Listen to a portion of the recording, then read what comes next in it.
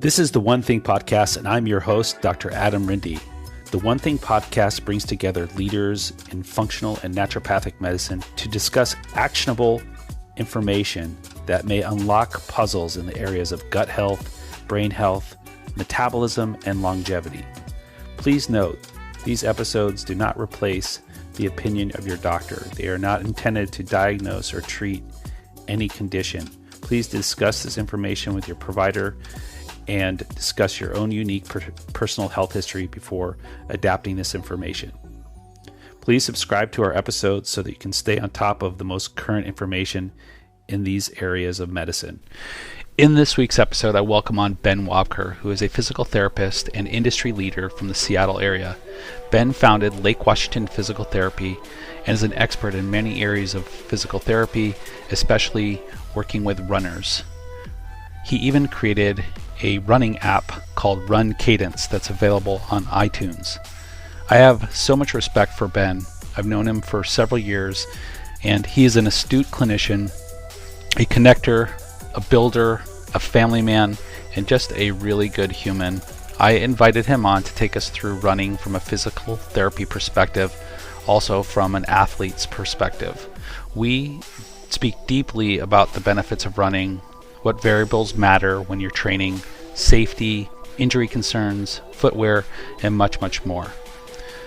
So before we get started, I would like you to tap the like button and subscribe button wherever you are listening. As I'm growing this podcast and we have plans for the future, your support will help us grow. So without further ado, I thank you for listening and for your support, and I hope you enjoy this week's episode of the One Thing Podcast. And welcome to the show. Thanks for having me, Dr. Randy. I appreciate it. Yeah, it's I've been looking forward to speaking with you. I know we connect about once a year or so, or maybe sometimes more often. You're one of the clinicians in this region that really inspires me, the way that you conduct your practice and your business. I would love to hear just a little bit about how you got into physical therapy, and also just speak about like how you became interested in an expert in running. Yeah, absolutely. Well, I appreciate all the compliments and the email compliments as well. I hope I can live up to your billing. Well, I grew up in Redmond, and my parents, we moved here from Atlanta. And so I was kind of the new kid in town. Luckily, I had some athletic ability. And so that kind of was kind of the first venture into kind of athletics in general. And it was a way to, I think, not get picked on and also kind of fit in quickly. My parents both worked for the airlines, which if anyone can remember, anyone's old enough on this podcast, Eastern Airlines, which had a lot of East Coast routes. They had hubs in LaGuardia and in Puerto Rico and Atlanta. So we were in the Atlanta pub. And I think growing up with that, the reason I'm kind of going in that tangent is just the instability of airlines. There was always strikes, there was layoffs, there was regulation and deregulation. There was all kinds of things going on. And as a youngster, I was at picket lines with picket signs trying to lobby for better benefits for flight attendants and pilots, even though I had no idea what that was. So I think growing up in that sense, I always was looking for a profession early on that would have stability. And I think for me, it was really quickly narrowed down to either law, accounting, pharmacy, or medicine, something where I was going to have a certification that would ensure employment and hopefully a decent salary that could support a family. And so that's where I kind of found physical therapy. So I stumbled onto it personally when sustaining an injury at Redmond High School. So I ran track there and played quarterback for the high school, and had an injury where, it was a number of injuries, but a sprained MCL and a high ankle sprain and a concussion. And Dr. Bob Adams, who still practices in the area and has been kind of my lifelong mentor since the time I was about 16, is who kind of introduced me to my first referral to physical therapy. And that was to Ken Roll, who was kind of the only PT in the area at the time. He was the Mariners head physical therapist, and I was in awe going into the clinic. I'm like, okay, well, this is pretty cool. Like, you can work with professional athletes. Everyone thinks you're great because you're helping them get them better, and you get paid for it. Well, sign me up. How do I do this? That kind of led to my early exploration. And, I was fortunate enough to capture Ken Roll's attention at a career day at Redmond High School in about 1991. And ironically, after this today, I'm doing a a careers panel at Redmond High School virtually. But I feel like I have to do that every year since that's how I found the career. But so Ken took some time and really walked me through what you needed to do. And at the time, there wasn't any, obviously no websites or anything. So it was actually like a paper book that you would look through and find different careers and what was required and the GPA and the cost. And I think ultimately I did some time with the local physicians down at that group. So I shout out Dr. John McCormick, who has since passed on, unfortunately, and James Robbins and Lonnie Sellers and Don Graert.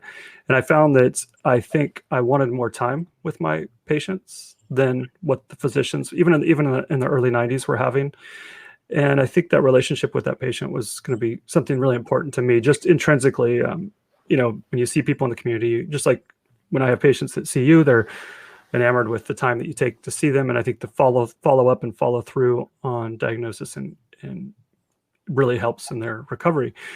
So that was really interesting to me that was the situation. And to be honest, like we came from kind of a lower middle income situation. I'm not trying to oversell the grind or the hardship, but at the same time, we had a lot of economic instability. And so for me to go to school, into medical school, I couldn't foresee how I would actually afford to do that. And I think that's unfortunately kind of one of the issues that I have now with physical therapy is now it's a doctorate program. And most of our new graduate students have taken on $250,000 to $300,000 of debt before they even step into a clinic. So unfortunately, some of the best therapists probably can't afford to be therapists at this point too. So that's something that's kind of interesting to me and something to kind of try to help out where we can in that. So that's kind of how my early introduction, and I think I love the way that you could do things without medicine, without any kind of injections or pharmaceuticals, at least initially. And I think that you're using your body to heal itself, which is, I think, falls right in the philosophy of naturopathy as well, is that it was kind of an instant marriage with my mind on how things could work. So, but after that, I started volunteering in 1991 as a shadow. So I encourage anybody who's interested in really any field, particularly physical therapy, like get in there, especially post-COVID, get in there and start shadowing and get involved with it. So I started when I was about 16 and I'm 45 now. So I've been doing it I've basically been in a clinic for almost 30 years and it feels like, so second nature. It's kind of scary, but I did work at Evergreen and Overlake and had some great mentors along the way for sure. And so, it's interesting because when I was deciding on a healthcare profession, it came down to physical therapy and naturopathic medicine. That was kind of my fork in the road. So I can see how those two worlds are kind of close in their approach to the patient and the patient relationship. I think they are, especially when the naturopath or the physical therapist is kind of setting their own schedule. Like when you're in a bigger hospital or a bigger corporate setting, then you're going to be kind of slammed. And I think that's kind of the unique thing about like our practice and your practice is that you're just taking that extra time, and that's ultimately, at the end of the day, like you'll have a much more, I think, fulfilling career. Yes. Yep.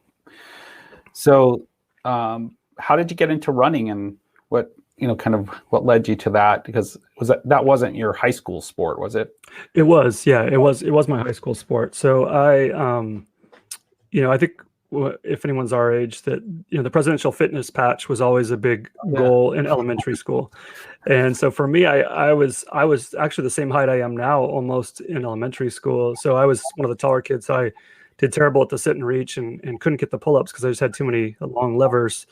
But I had speed and I could run, and I was usually the fastest one in my class and on my soccer teams and subsequently on my football team. And I think I found track just for probably self-esteem more than anything, as I could win. And it wasn't my favorite sport. It was kind of ironic because like basketball was my favorite sport. I barely played in high school.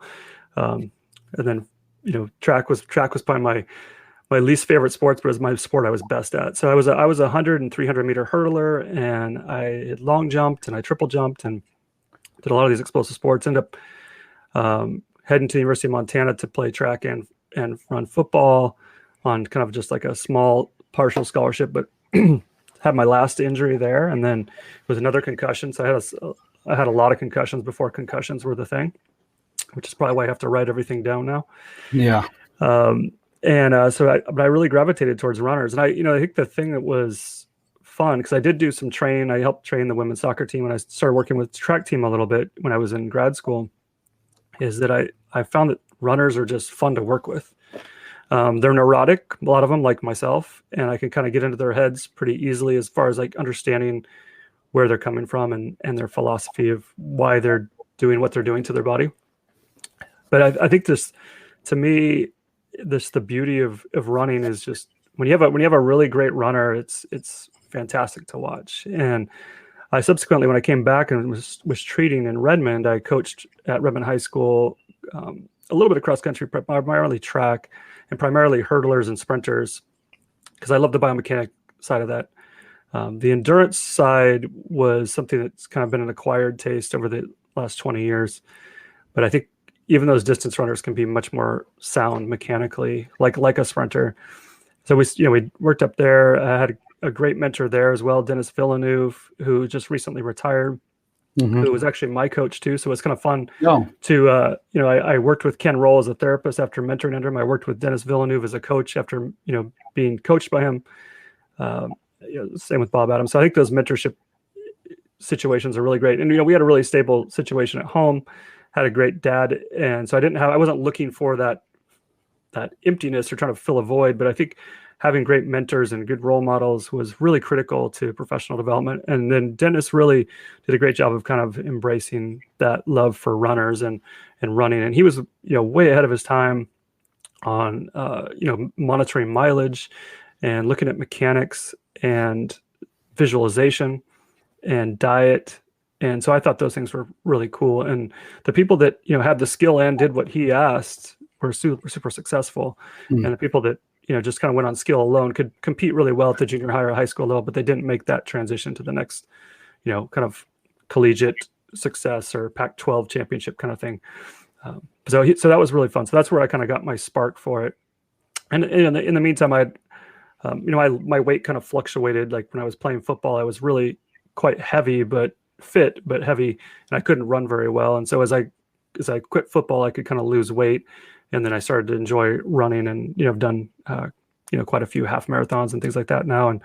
But I enjoy actually coaching and treating runners more than actually running major distance myself. Although I am an avid runner. So I'm kind of a 30 mile, 40 mile a week type runner. Great. Well, I think going into the rest of our conversation, I think I'm a perfect example of someone who would benefit to hear this conversation. I ran the Rock and Roll Marathon in 2016 and with probably not the best preparation, and I learned a lot from that. But I really enjoyed that process, and as a half marathon. But and it wasn't my first race, but I think I'm understanding now what I went through really can give me an insight as far as like what questions would have I asked before I engaged in that process. So I'd like to hear what you feel are the main benefits of running from a standpoint of, from a physical therapist perspective or just a health professional perspective, and then maybe since you go into a little bit of the mind-body connection too. Right. I mean, I think there's never been a more important year to run than 2020, 2021, with gyms closed. And I think that's where you saw with a lot of your patients, and I know a lot of ours and a lot of my neighbors, is that people were putting on more mileage walking and running, and dogs were actually slimming down for the first time in years. And I think without a commute, people had more time to run, and obviously Peloton is embracing running on some of the stuff they do. But I think the most important aspect to me is kind of that endorphin and stress release, and that really simplifies things in my mind. But it's just a really critical component to people's well-being, and I think it helps mental health, which is definitely. Obviously we have a serious pandemic going on there, but I think the mental health casualty of this whole process is going to be something we live out for the next 2 to 5 years. And I think running for a lot of people was a great coping mechanism. Now, obviously, for people that run too much, then that's becomes kind of a bone stress injury or becomes a musculoskeletal MSK type issue.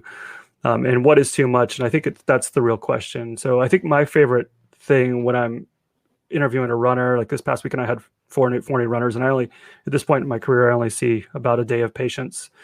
That's all I can really handle on my schedule. But the common theme with all of them is I like to listen to them and hear their story. And that might be, of an hour visit, that might be 25 to 30 minutes is just me listening to why they're running. So the same question you asked me. And as you start to peel back that onion, just like, with like when we were talking about diet during your podcast, the same thing starts to happen. Is like, well, I run because of this, or I need time away from my kids, or I need time away from my husband, or, it's been a way to get self-esteem. It's been a way to control weight. And so those are things that are all components that are important to kind of appreciate and listen to as a clinician. I think from a musculoskeletal standpoint, what's important about it is it's going to, not spike your metabolism higher, but it will keep metabolism at a level where people can be, I think, cheat a little bit more, depending on how they run as far as their diet. I think it's something that gives them, some tendon, work to keep tendons and ligaments healthy. I think there's been a number of studies recently too with a disc compression that occurs during running builds actual spine health beyond kind of the osteoporotic kind of thought process. And so I think there's a lot of factors, but I think number one is mental. And I think the mental side is usually what runs these people into injury as well. And that is there's a perceived thought of how much mileage they need a week. I see a fair amount of high school runners, and I need to be at 60 miles a week. And my usual question is, well, I'm not disagreeing with them, but why do you think you need to? Well, the person I saw on Instagram gets 60 miles a week that I follow for running, and there's this a body or kind of perceived imagery that they need to be at that amount of mileage. And then at the same time, as we spoke about in your podcast, is that there was, just the dietary side is not meeting the demand that they're required. So they're a fascinating group, but I think the psychosocial component, which I think a lot of therapists don't want to really delve into, the why and the questions, I think is actually more important than, this foot mechanical issue, you have poor balance or poor proprioception, or so I think the biggest components that I find myself kind of counseling on is volume and surfaces and fuel. Like they're usually bone stress injuries. They're usually too much, too quickly, and without enough fuel. And so that's kind of it's difficult too, because I think people want to have a simple answer like, oh, do this exercise with this band and you'll be fine. And it's really much more complex than that, as everything is. And I think taking time to listen, where when I was first practicing, we were seeing patients every 15 minutes. Like you can't delve into the psychosocial reasons for running or why they're running as much as they are in a really rushed visit. Right. And I think so it's a challenge, but I think, to answer your question, I think the number one benefit is mental, or it gives people a sense of controlling something in their lives. And so whenever they feel like they need that control, I'm always interested to know why they don't have control in the rest of their life. Is it their schedule? Is it their Microsoft, Amazon, Google schedule just out of control? And this is their one release. And maybe it's still critical to run, and maybe taking that away from them is actually dangerous as well. So like I think a lot of therapists and physicians will be like, stop running. It's like, well, that's a really simple answer, but I think they still need to be getting out and doing something. So even if you're just giving them little increments of walk, jog, where they can still get out of the house and still break up their schedule, that's really critical. It's really interesting answer. And I, also, we can talk about cardiovascular benefits and brain benefits. I was just on a call earlier today where I learned there's some genetic pathways that, affect brain-derived neurotropic factor. And one of the best ways to improve that pathway is moderate to intense aerobic exercise. I know that if I go out for a run in the morning and then I sit down to write, it's like I have access to so much more of my resources in my brain. It's a very interesting connection. No, I 100% agree. I think like when artists or anyone really talks about flow, I think that the ability to achieve that after heavy brain activity is really good. And I don't know if it's there's more clarity. I mean, I'm sure there's a neuro component of chemically why it's happening, but I think there's just a clarity that you have on tasks and maybe task importance and prioritizing that makes you, whether it's, rattling off a spreadsheet or writing or performing art afterwards, you just feel very liberated. So I think that's where my thought, my wife and I were having this talk the other day, is like, when do you exercise best? And I think my body doesn't like to exercise in the morning as much, but I do it because I enjoy the benefits of that the rest of the day versus slogging through emails or work that you may have to do on the computer and then trying to at 3:00 then turn it on to go for a 5 or 6 mile run is sometimes very mentally difficult too. So I think getting things out of the way kind of actually helps the whole day in my mind. That's just what's worked for me. I think finding that strategy for time of the day, but yeah, I think the mental side is, and we'll find out more and more over the next 10, 15 years, I'm sure, on that, especially with all the data tracking and information we have on people.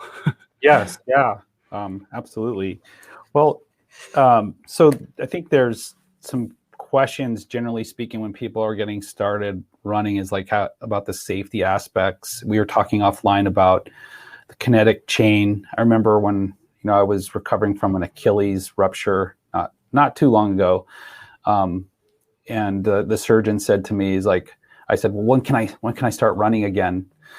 And because I was ready to get back out there, Yep. And he said, when you can do a single leg squat with perfect form, you can run. And I thought, I don't think I've ever done a single leg squat before this happened. And so that was an interesting answer, and it opened my mind. And I don't know if you share the same philosophy. Maybe that's a little bit extreme, but could you kind of talk about like the safety aspects? Like, a lot of people might have put on like COVID pounds, and it's like, I'm going to go join a marathon and get this weight off and just head out and start running. What do they need to think about? Yeah, and that's a comment that I've been talking about over the last few weeks, is that I think we're going to see the biggest boom in musculoskeletal injuries we've ever seen in probably May.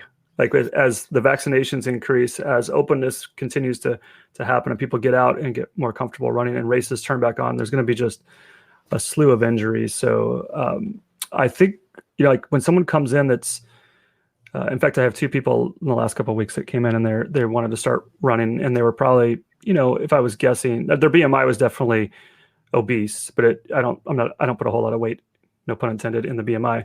But I think the situation there for them is like, if you're say an average of 20 to 30 pounds overweight from where they normally are, for them, since the last time they ran, is that we have to really find a way to keep the forces that are going to be attenuated across, like the Achilles, across the plantar fascia, across the patella, at a place where the body can catch up to it.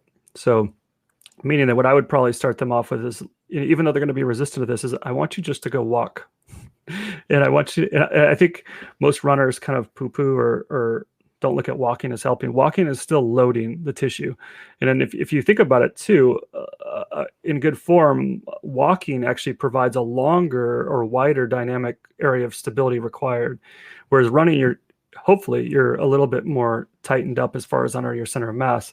So I think it could be a very helpful thing for bone health, for tendon, for calorie burn, psychology of it again.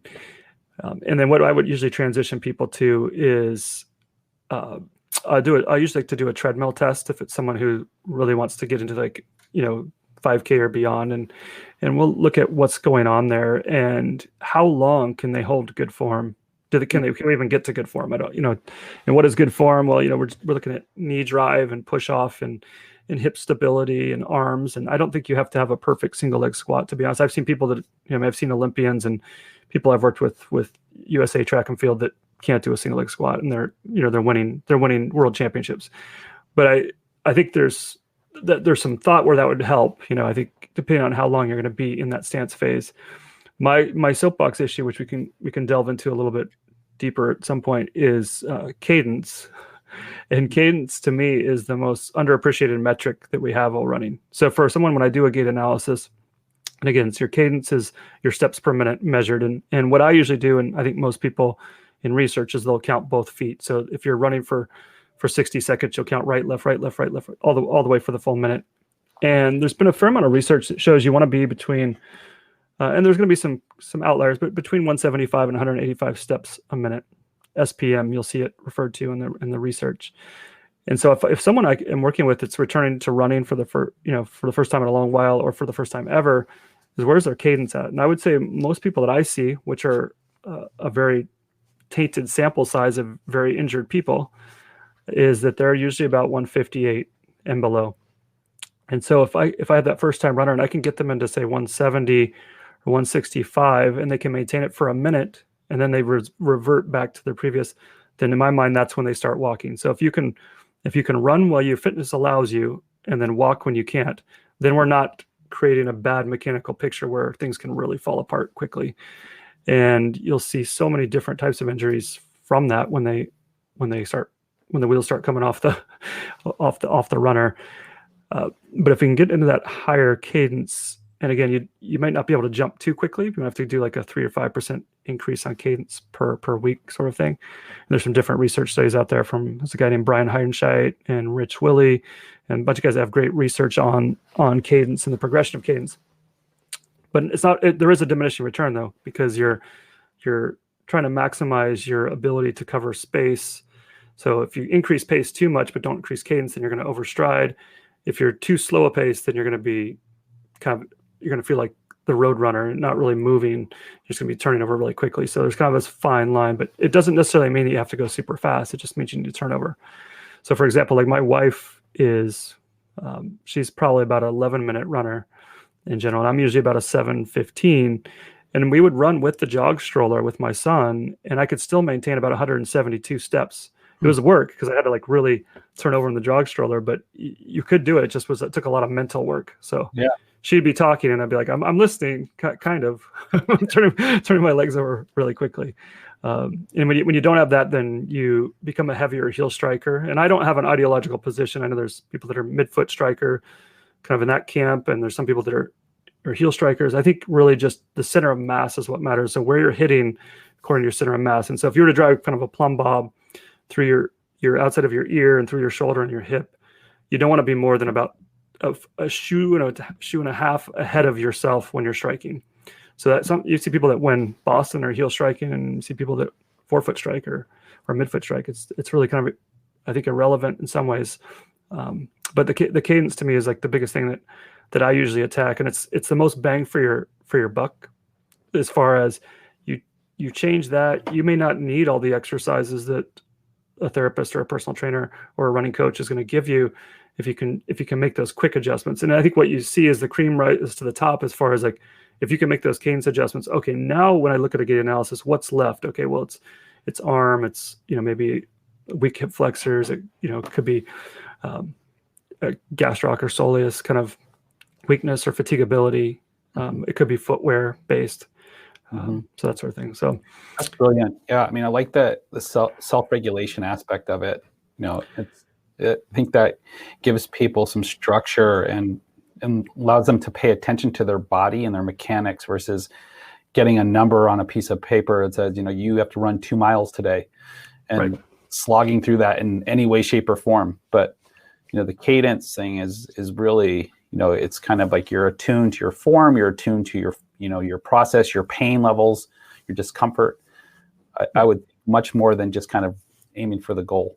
Well, and I think something that I was guilty of this for years, and I would say, okay, I'm going to do a walk jog program, return to run, and I want you to run 3 and walk 2, or run 3 and walk 1. And I still do some of that, but it's really contingent on cadence. So if you're maintaining 180 steps a minute without pain, then, and I said 2 minutes, well, go until you can't maintain the cadence, or there's any inclination of form or fitness or pain, then take it to a walk until you recover. And that gives you a chance to kind of assess, and then walk as long as you think you need to walk to recover, and then turn it back on, and then let me know what you do. But I don't want you going more than, X amount of miles on the first run. And then I'm a big fan of kind of like volume, kind of increasing, here on this spreadsheet, I want you to increase, no more than 3% for the week, and then report back via email, and we'll talk about it, that sort of thing.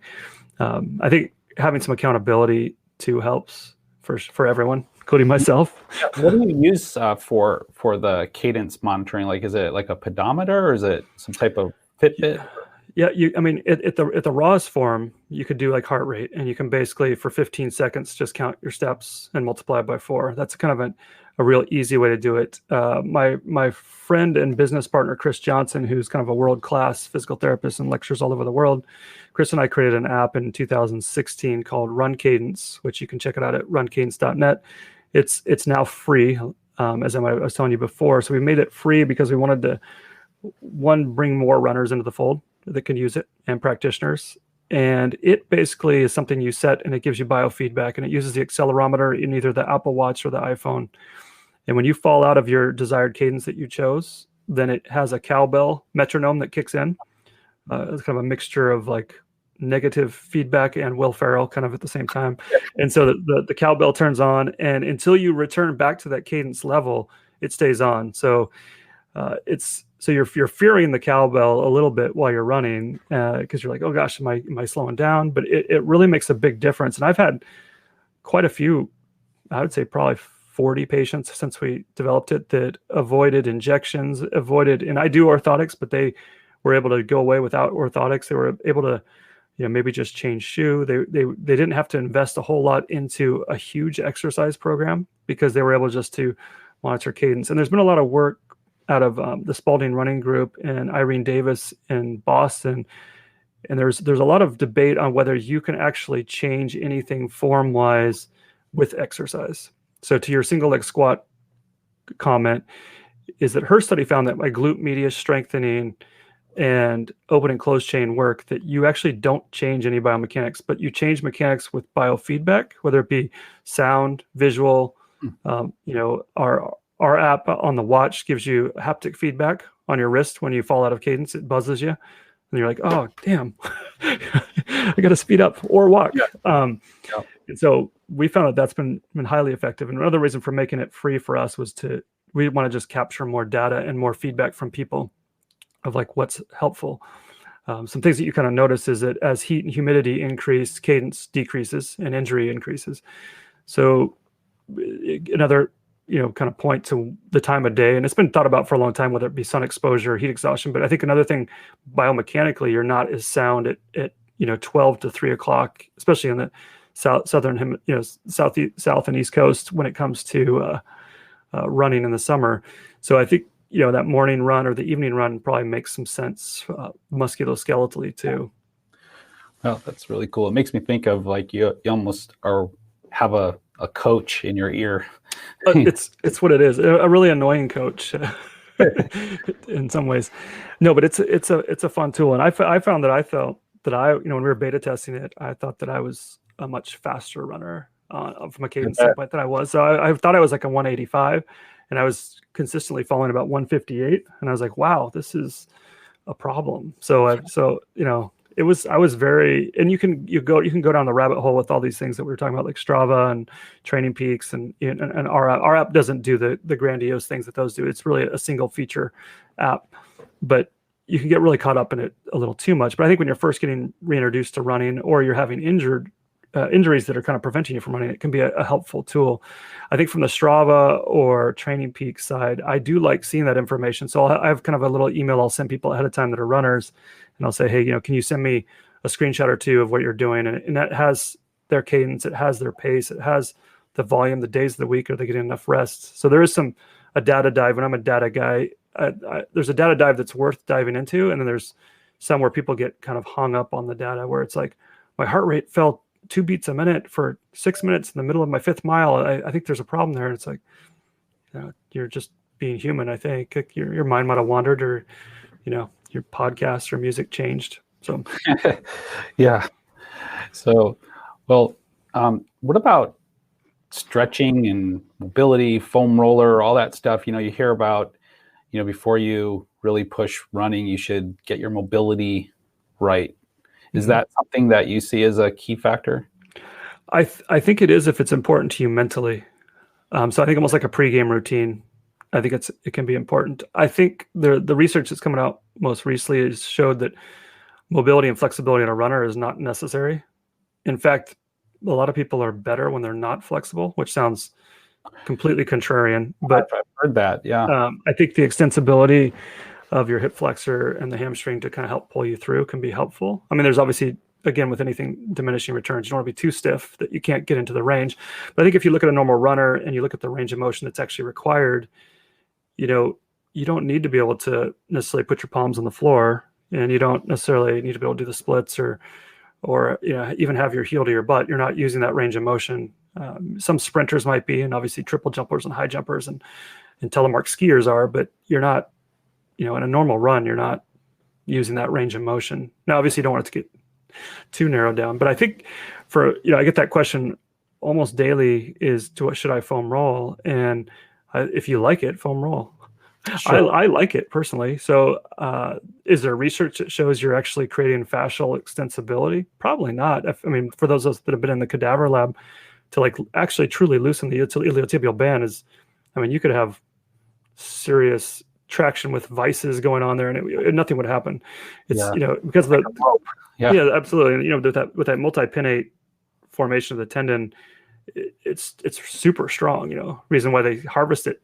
For some years they harvested it for ACL repairs. So it's so strong, and so I think what you're probably actually doing is creating a neurological change there and creating blood flow that maybe creates it prevents muscle inhibition. And I think people might feel good with that. And I think, rolling out the glutes probably helps the SI joint and the sacral plexus a little bit. It probably helps it get some mobility and some blood flow. Are you making any kind of permanent changes there? Probably not. But, the question I have for people when they ask me, like, well, does it matter if you feel better doing it, or you feel better with your Theragun, or having a massage therapist work on you once a month or twice a month, and you feel better when you do that, then you should do it. If it keeps you doing what you love, then I think that's a good thing. Yeah, fair enough. I would like to just sort of go into that just a little bit further. The one thing I've learned from injury, I guess with stretching and warm up, if you are doing like a high intensity sport just like once a week, then that can be a problem, right?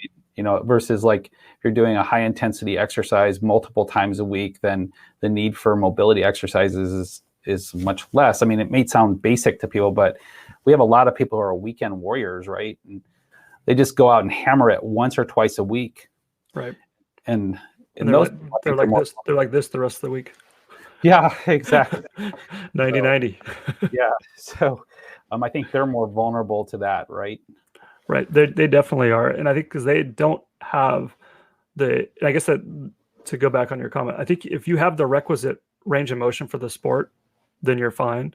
If you don't have the requisite range of motion, then you are going to strain or pull something, because you have to get that. So like if you and I went out and we're like trying to punt a football, like full tilt for the Seahawks, like we would both tear our hamstrings because we're just not trained for that. So I think you have to have the requisite range of motion and strength through that range of motion. So, years ago when I was working with the Mariners, Ichiro was phenomenal. He was a rookie in the league, and he had the flexibility like no one else had, but he also had full strength through that range of motion. Where if you're just like a lot of our yogis that we see as patients, like they have great range of motion but no strength, and a lot of our men have great strength but no flexibility. So I think that bridging that gap, and people have a tendency to really do what they're good at, and so people do yoga because they're good at yoga. And I think if you had a lot of those people switch positions, that would probably be the most appropriate thing, where you have weightlifters doing yoga and you have yogis doing some weightlifting, and you're seeing some of that with CrossFit kind of helps some of that. But I think that would be kind of to kind of speak to your point. But yeah, the requisite range of motion for the sport, and I think figuring that out. So if you're playing soccer and you're going to be doing a more competitive league, then you obviously need that range of motion. But I think for most of our recreational runners, not sprinters, their range for most, there's very rarely someone I see that doesn't have the range of motion for running, unless it's like an ankle joint like mobility issue where it's something like to mobilize. Yeah. Well, we've talked a lot about this, but I'd like to just go a little bit further, is just some of these standard training programs that are out there that people might Google or follow. Like I followed Galloway's method when I was training for my half marathon. Mm-hmm. And then I've seen some others pop up that are kind of run less models where you actually keep the volume down. We talked about that in one of our conversations about a month ago. Can you share like what's the general thing to think about when you're choosing sort of a template training program? I mean, I think, from what I've taken away from this conversation, that like cadence would really be a guide to follow. However, I know a lot of people will want to see like a book or something like that. Right. A structured plan. I think much like diet, you need to kind of first look at what fits in your lifestyle. So if you only have comfortably and consistently 3 days a week to run, then that's probably what you should do. My preference, and I've done a bunch of the different programs over the years, just because I like to kind of body hack and see what I can do. My most successful half marathon that I ever did, and I wasn't like a world record or anything, but it was my fastest time at my oldest age, and that was 3 days a week running, which was hard because I like to run 6 days a week. But I felt like I could have 3 good days, quality runs, and I wasn't putting on miles for the sake of miles, and what I call dirty miles. They're not high, they're not race pace, they're not good cadence, they're just mentally so you can check it off the chart. Yeah. And I think that's where people get hurt when they start doing that sort of thing. I think it's going to depend on their body type too. If you're someone if you look at kind of just the force ratio of surface, like, so maybe someone only has concrete available and they're 25 pounds overweight, and that's what they've got. So I think at that point you have to have that person really have more recovery time, because the amount of stress through the shaft of the femur and the tibia and through the ankle and the soft tissue pressure is going to be greater, especially if they're kind of sloppy mechanically. And again, that's not a scientific answer, so it's something you have to kind of, I think, just like you do with so many of your patients, you have to use kind of your gut instinct of the 25, 30,000 people you've seen over the years, and you're kind of like, okay, this is kind of categorizing people. Sure. Which sounds bad because it is individualized, but you have to say, okay, in your mental Rolodex, like, what's been successful with this person? Right. So I would say most of the off the shelf, couch to 5K and couch to half marathon type stuff is probably fine for 75, 80% of people. But of those 20% of people where it's not fine, that would be good to involve a physical therapist or a running coach or something that can kind of maybe look at your body mass, look at your style of running, look at what's available to you resource wise. I know some people that just want to get more runs in. If they have a treadmill at home, then yeah, sure, we can get some just miles, if you want to just get miles, just if it feels good. But those people are probably better off doing some strength training and walking and yoga on those off days than they are, just running more. The difficult thing though, and I've got a bunch of friends that are high school coaches, but when you're at a high school level, the only thing at your disposal is really the track and more running.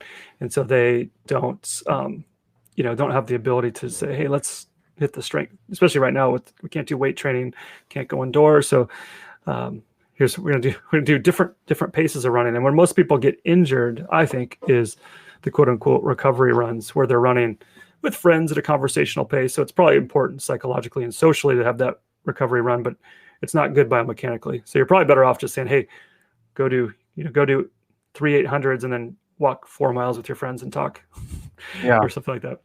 Yeah. To that point, though, that kind of jogs my memory too. Is one thing too, and this sounds really anal retentive, but you have to think about kind of your running partners too, because so many people, as we come out of COVID, I think are going to start involving running partners again too, which is super important psychologically and accountability wise. But it's very, very rare that those two partners are paired appropriately for their pace and cadence. And so you usually have someone that's fast run slow and someone who's slow run fast. So they meet in this middle ground, because your cadence will actually, it's a unique thing, your cadence will accommodate each other. So if you have a group of 10 kids, they'll end up on the same cadence. Like, there's just a sound to it. It's something very tribal in our DNA or something. But that will cause both people to have a possible injury. So I know there's certain friends of mine that I love to hang out with and I love to talk to, but I can't run with them because I have to run too slow and too vertical. And it's a painful run where 3 miles with them feels like a 6 mile run by myself. Yeah. That's the kind of friend you just grab a beer with, right? Yes. The similar philosophy is like when you're skiing with somebody, they're someone that can keep up with you, and vice versa is important. Okay. Well, if you could give us some just basic takeaways about running, some your top favorite things to kind of leave people with, that would be really helpful. And then I'd love I was joking that you're kind of the James Brown of physical therapy, like the busiest man in physical therapy that I know. And I'd love to hear what you're up to. And people don't even realize you're so calm and collected today, but you're in the process of opening a new clinic, and you're involved with so many things. And so I'd love to hear more about that too as we close today. Yeah, well, I think I was telling you before, I'm a helper and a pleaser and a connector, and those are like dangerous things. So I rarely say no to anything, which I think is also leads yourself to a lot of opening doors and opportunities. So when you're talking about, like on how I built this or these podcasts, where is it more skill or luck? I think the luck is created by saying yes and being available, and then interesting opportunities arise. I think when it comes to like running, my key takeaways is people usually go cheap on their shoes, and that's not necessarily more expensive is better, but if they're on the clearance rack and they've been there for a long time, the EVA is going to be a little worn. If it's the cheapest shoe in the bunch, I would invest in a shoe. So my current favorite shoes, because people always ask me this, so I'll just answer it ahead of time, is that my favorite shoes right now, for, again, generically speaking, for most feet, I like the Asics Nimbus, I like the Brooks Adrenaline, I like the Brooks Glycerin, I like the New Balance 1080 and 880. Those are probably my favorite, and I get a lot of shoes given to me for free, and I get to try a lot of shoes. I'm not anti really any shoe, but I think shoe prescription is super important, and that's one of the first things I look at. So when someone comes into me, I like to look at old shoes. So yeah, bring your new shoe too, but I want to see the ones that have 500 or 600 miles on them, because that's forensically very interesting to me if there's asymmetries between the two sides, etc. So I think people addressing their shoes, and again, running is a fairly cheap sport if you don't get hurt.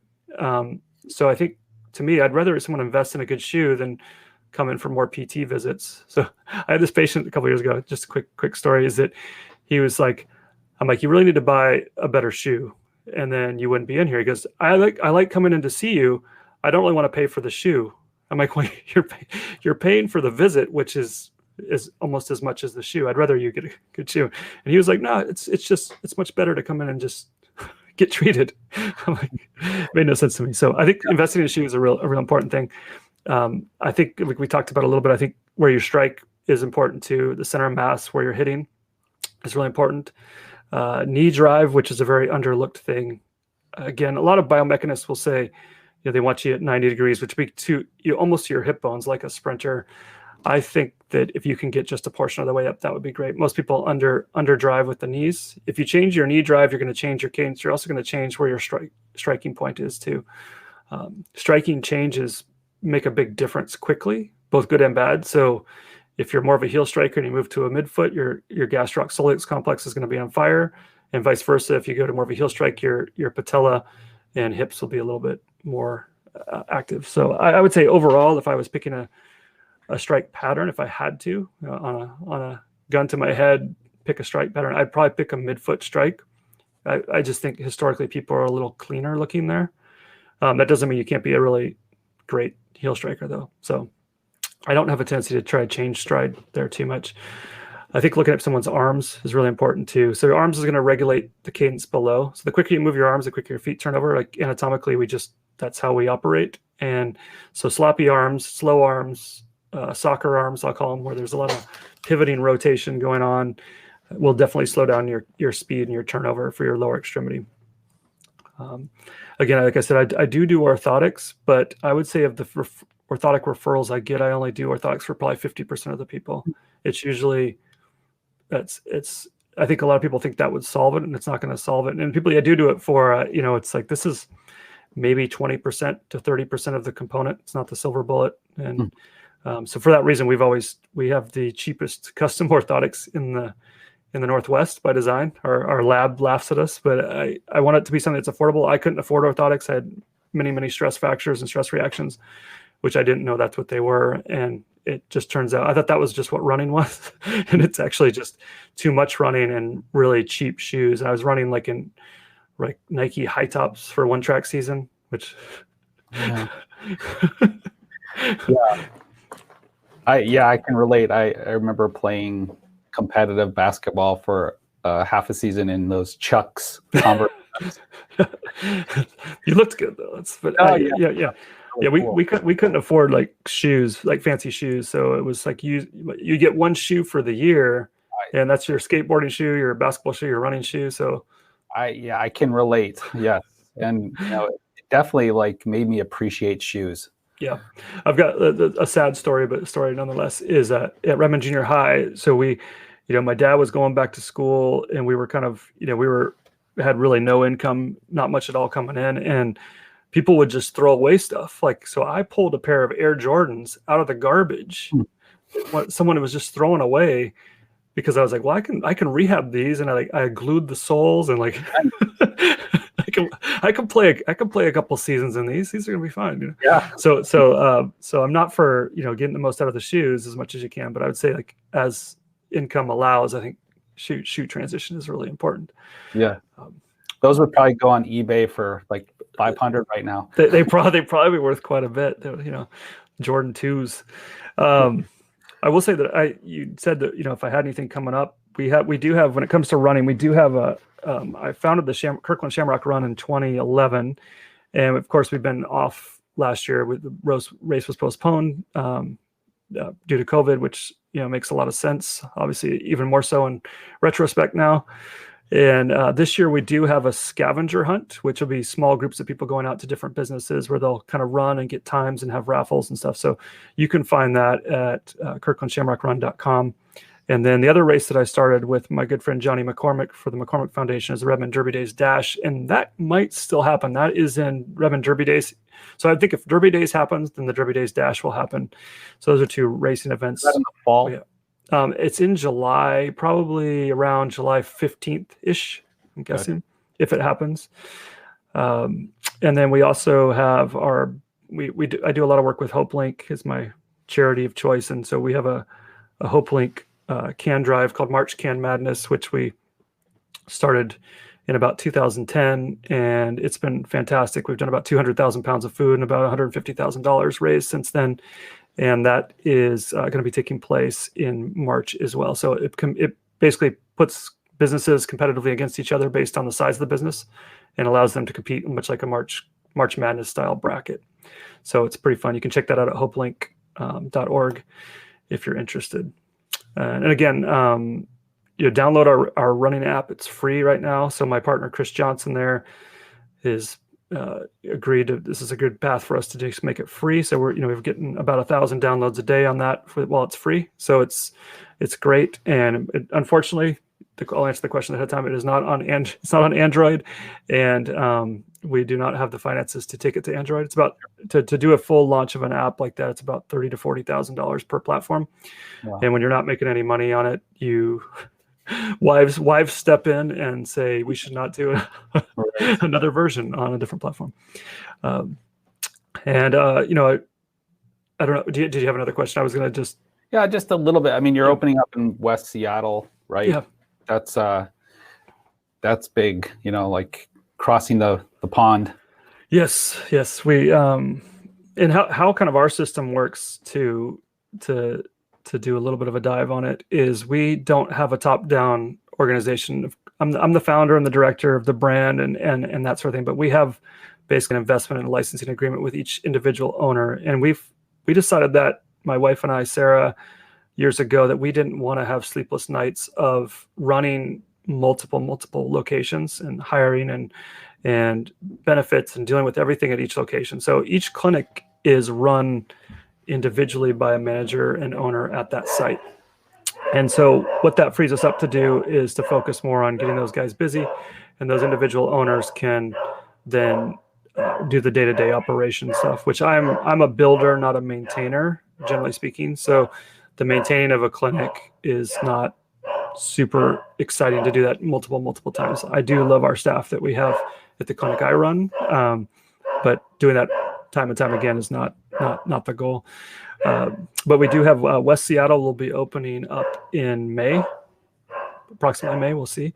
And then we are opening up in Redmond again too. So we're returning to Redmond in this March-April period. So got two opening. Those will probably the last two we do for a long while or ever if my wife has her way. But we're really excited about those two owners. There's Sean Brenneman will be in Redmond. He's a longtime director at ATI and was ATI is a big domestic corporate physical therapy chain that he's anxious to kind of get back to kind of patient-centered care. And Mark Bama, who will be running the West Seattle clinic, same story. He was a regional director for ATI and is excited to kind of do that sort of thing and treat in the neighborhood that they both live, which makes a big difference. As you know, just like when you're in the community you are serving, you just have a different level of attention to your clients. Absolutely. And one of the reasons we kind of like that formula is that they're involved with their communities. And that's something I'm not familiar with the West Seattle community. I'm not going to be going to West Seattle basketball games and taping ankles. And that's something where Mark will definitely be doing those things. Excellent. Great. Well, and I just want to put a plug in for your website, Lake Washington Physical Therapy's website. It's lakewashingtonpt.com, right? Yep, it is. There's some really great information on there as far as their weekly webinars. Are they weekly or monthly? They're monthly-ish, sometimes twice a month, sometimes once a month. Yeah, and I would just say that like people, plugging into that, learning various aspects of physical therapy, and there's more topics on all kinds of health topics, and I think you're doing an amazing job with that. And also, pretty much everybody at some point in their life is going to need a physical therapist. And I think it's really important to know who's good out there and who's really thoughtful and thorough, and knowing your physical therapy. And even if you don't need one right now, following and getting to know who the physical therapists are in the community, so that if that time comes, you can connect with your doctor for a referral, or I imagine some people can self-refer. So, yeah, that's been something like with all the events that we've been involved in over the years, is that we've never had any intention or desire to attract patients the day of an event. It's more of an awareness. And when you need an expert, then they're available. And I would say, just if I can give a quick shout out to our team down at our local clinic, is that they're the people that make it possible for me to both expand our brand as well as our style of treatment, and also be even available for the podcast today. And so Mandy Majerus, who's been with me for 20 years since college, she's, like family. She's one of our managers downtown, along with Heidi Beal, and they kind of do a large portion of the day-to-day along with my wife, Sarah. And then Jordan, Carrie, Megan, Manny, and Katie kind of hold down the fort on a daily basis there, and they're doing a great job of treating. And then one of the unique things about these other partners is that, like Joe, who runs the clinic in Kenmore, he and I were aides together at Overlake Hospital in '93.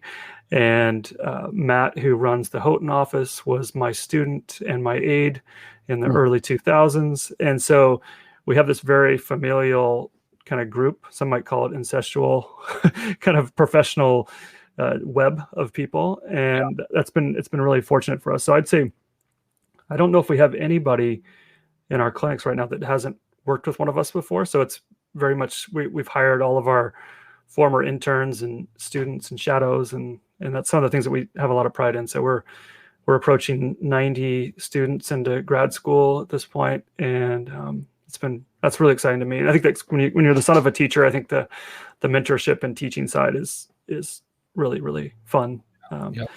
So, and then I have to give a shout out to my little son too, Trajan. So Trajan was kind of it's a whole other podcast, but Trajan we adopted in 2016, the same time we opened the other clinic, and we also adopted a puppy at the same time, which none of those were intended to be the exact same moment, but they kind of were. And as you know, with kids, it's been a good change for me. I took a 9-month sabbatical where I didn't treat at all for 9 months and just parented, and took that in and really enjoyed it, because we knew it would be our only, at least that was the thought. And it's been something that gives you a lot of perspective, and I think it helps you prioritize and, compartmentalize and strategize and negotiate and all these things that are.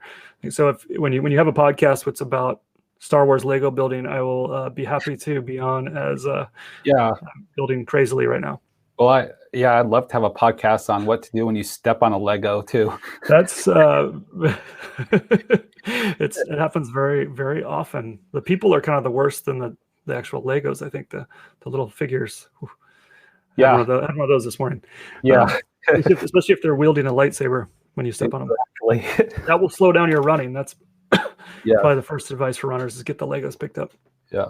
Well, Ben, this was amazing. I really enjoyed sharing this this conversation with you. I learned a ton, and I'm sure our listeners did as well. And thanks for your generosity and for all you do and for being such a light in the Seattle area and beyond. And truly inspiring and informative, which is what we hope from these kind of conversations.